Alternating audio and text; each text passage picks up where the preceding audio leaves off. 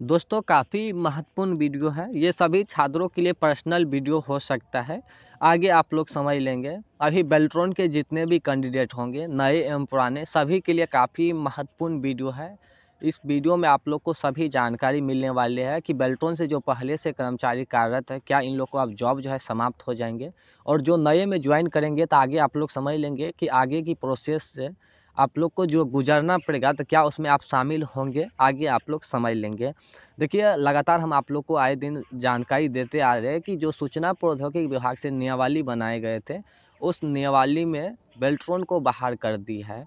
भविष्य में कभी बेल्ट्रॉन को परमानेंट नहीं किया जाएगा, उस नियमावली से जो है बाहर कर दी गई है। ठीक है, ये आप लोग को हम कुछ दिन पहले ही जानकारी दिए होंगे, और 10 से 15 दिन पहले आप लोग को हम जानकारी दिए होंगे कि आने वाले समय में जो है यही 102 मंथ के भीतर 44 विभाग में अब संविदा पर रेगुलर बहाली आने वाली है, जिसमें डाटा एंट्री ऑपरेटर, स्टेनोग्राफर, एटिकल और प्रोग्रामर होंगे। जो बेल्ट्रॉन अभी आउटसोर्सिंग के माध्यम से सर्विस प्रोवाइड दे रही है, डाटा एंट्री ऑपरेटर, स्टेनोग्राफर, एटिकल, सेम वही पद जो है 44 विभाग में अब संविदा पे आने वाली है।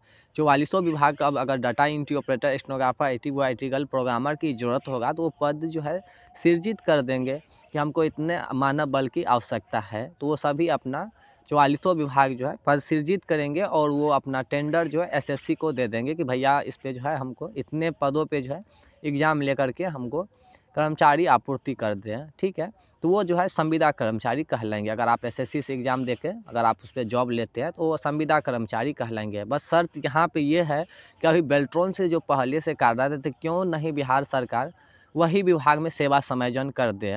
जो बेल्ट्रॉन के पहले से कर्मचारी कार्यरत है, तो ये भी सीबीटी एग्ज़ाम दी है, टाइपिंग दी है। ठीक है, लेकिन इन लोग को अब जो है आने वाले समय में अगर वो संविदा कर्मचारी कहलाते हैं उसी विभाग में, तो एसएससी से एग्ज़ाम दीजिए भैया, और आप उसी विभाग में जो है संविदा कर्मचारी कहलाएंगे। अन्यथा आप आउटसोर्सिंग कर्मचारी कहलाएंगे, और विभाग को ज़रूरत होगा तो आपको रखेंगे, अन्यथा निकाल देंगे। ठीक है, ये हम नहीं कर रहे हैं, वो आने वाले समय आप लोग को बताएंगे। ठीक है, क्योंकि विभाग को अगर 44 विभाग में संविदा पर रेगुलर वैकेंसी मिल रहा है तो वो आउटसोर्सिंग क्यों रखेंगे, ये भी यहाँ पे बात होती है। तो इसी को लेकर देखिए अभी बेल्ट्रॉन के जितने भी कैंडिडेट हैं, कल यानी 9/2/2025 पटना गर्दनिया बाग में 1 दिवसीय धरना प्रदर्शन करने वाली है। इन लोग की एक ही मांग है, सेवा समायोजन, समय पे सैलरी पुनरीक्षण, और जो GST third party Beltron Urmila को बीच में रख के जीएसटी काट रही है, तो ये जीएसटी क्यों काटेंगे? क्योंकि बेल्ट्रॉन एग्ज़ाम ले रही है, टेंडर जो भी है सभी काम जो है बेल्ट्रॉन का है, लेकिन बीच में उर्मिला को रख के जीएसटी शोषण जो भी है ये आउटसोर्सिंग का धब्बा लगाए हुए हैं। अगर सरकार चाहेंगे तो बेल्ट्रॉन के जितने भी कैंडिडेट है वो सभी को जो है जो भी विभाग में है वो संविदा कर्मचारी कर सकते हैं, लेकिन ऐसा नहीं करेंगे। ठीक है, तो देखिए कल यानी 9/2/2025 को 1 दिवसीय धरना प्रदर्शन होने जा रही है।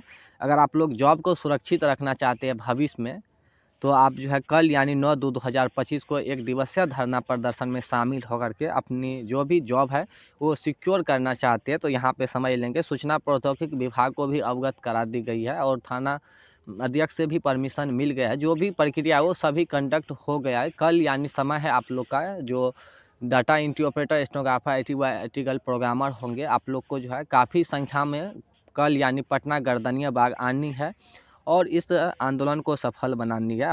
तो हम यही कहेंगे कि बेल्ट्रॉन का भी जितने भी कैंडिडेट है, अगर आप लोग जॉब सुरक्षित भविष्य में सुरक्षित रखना चाहते हैं भविष्य के लिए, तो कल यानी 9/2/2025 को आइए पटना गर्दनिया बाग। यहाँ पे बेल्ट्रॉन के द्वारा जानकारी दी गई है, बेल्ट्रॉन कैंडिडेट के द्वारा, कि बेल्ट्रॉन के द्वारा विभिन्न विभागों में पदस्थापित कर्मियों के विभिन्न मांगे तथा विभागीय संविधान नियोजन, सेवा सुरक्षा, सेवा वापसी से पूर्ण अपील का प्रावधान एवं वेतन पुनरीक्षण की ओर राज्य सरकार का ध्यान आकृष्ट कराने हैं। तो देखिए कितना बेशर्म की बात है कि ध्यान आकृष्ट करवाएंगे।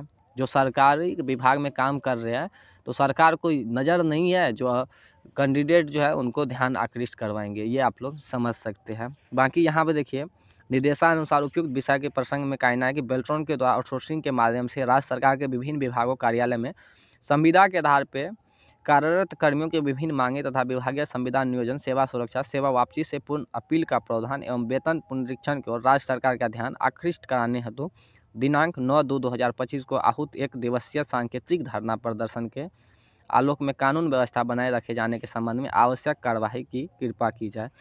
देखिए बेल्ट्रॉन को साफ तौर पे बेल्ट्रॉन कैंडिडेट का कहना है कि इन लोग को सेवा समायोजन कर दे बिहार सरकार, काफ़ी महत्वपूर्ण है। और सबसे महत्वपूर्ण है कि जो आने वाले समय में इन लोग को एग्ज़ाम लेंगे तो ये कतई उचित नहीं है, क्योंकि ये ऑलरेडी सीबीटी और टाइपिंग एग्ज़ाम दे के विभाग में काम कर रहे हैं, लेकिन बिहार सरकार इन लोग के साथ काफ़ी शोषण कर रही है। तो अगर आप भी जॉब अगर सिक्योर करना चाहते हैं तो कल आप आंदोलन में आइए, अन्यथा आने वाले समय में आप जॉब से हाथ धोइए। और हम क्या बता सकते हैं, अब बाकी काफ़ी सारे कैंडिडेट को लगता होगा कि कुछ नहीं होगा, जो चल रहा है ऐसे ही चलता रहेगा, तो आने वाले वक्त बताएंगे। बाकी जो नए कैंडिडेट होंगे 2024 में जो एग्ज़ाम दे होंगे और 25 में जो पैनल बनेंगे, तो आप लोग जो है समझ लीजिए प्राइवेट एजेंसी में आप लोग को ज्वाइनिंग मिलेंगे।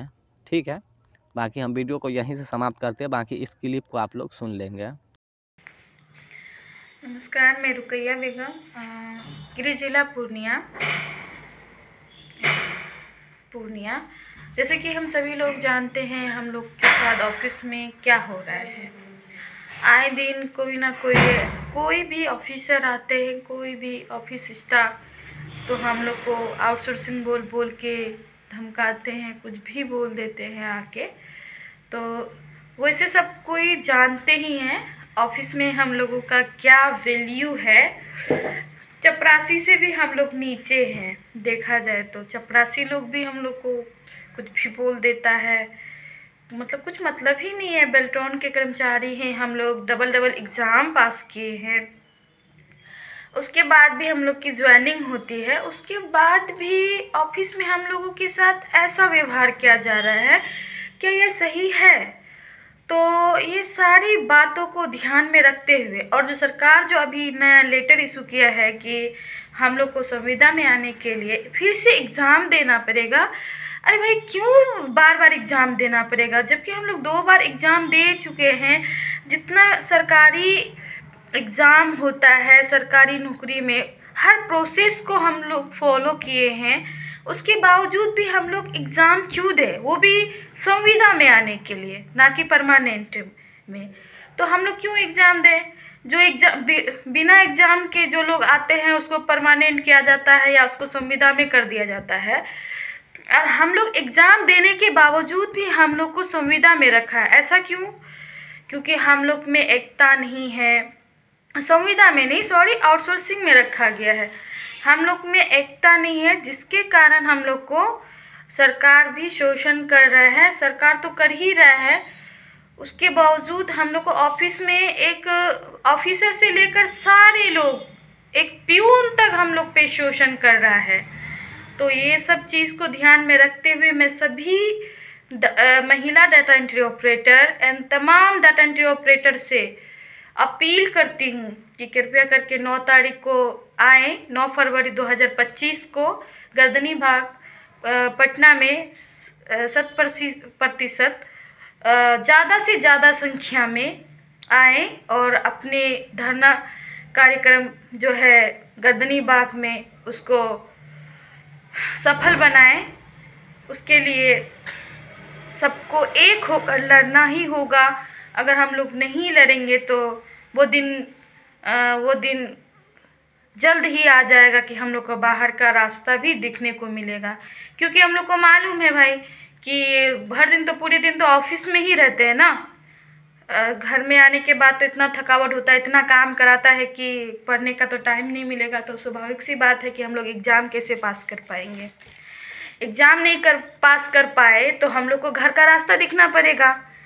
तब हम लोग कहीं का नहीं रहना, घर का ना घाट का, कहीं का रहेंगे ही नहीं। तो हम लोग अपना परिवार, अपना फैमिली को कैसे आर्थिक मदद होगा, कैसे खर्चा पानी निकलेगा, ये समझने की बात है ना।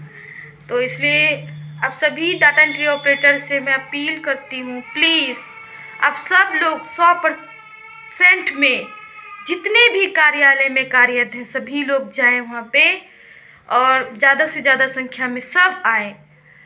उसके बाद ही हम लोग की बात सरकार तक पहुँचेगी और हमारी जितनी भी समस्या है दूर होंगे, क्योंकि हम लोग अपने आवाज़ को सही तरीके से बुलंद नहीं कर पाते हैं, जिसके कारण हम लोग इतना पीछे हैं। इस वीडियो में मैंने जो भी गलती की हूँ बोलने में, उसके लिए मैं माफ़ी चाहूँगी। आप लोग अपनी छोटी सी बहन समझ के माफ़ कर दीजिएगा। धन्यवाद आप लोगों का।